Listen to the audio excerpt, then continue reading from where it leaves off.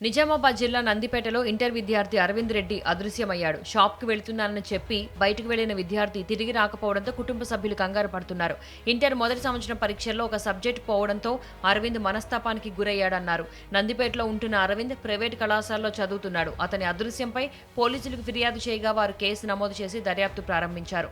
విద్యార్థి కోసం చుట్టుపక్కల ప్రాంతాల్లో గాలింపు చర్యలు ముమ్మరం చేశారు. ఎట్లయినా కన్ఫామ్‌గా ఫస్ట్ ర్యాంక్ ఏం రాదు నాకు. సెకండ్ ర్యాంక్ వస్తది నాకు అనుకున్నాడు.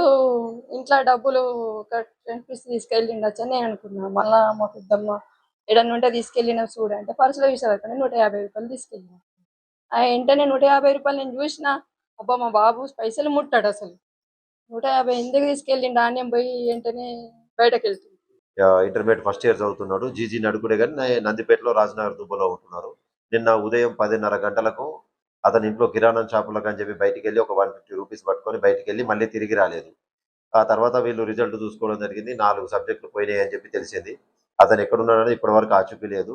అతని గురించి తెలిసిన వారు ఎవరైనా ఉంటే SI Nandipet, CI Armoor rural వాళ్ళకు తెలపగలరని చెప్పేసి కోరుతున్నాం. అతని గురించి కూడా మేము వెతుకులాట నిన్నటి నుంచే ప్రారంభించాం.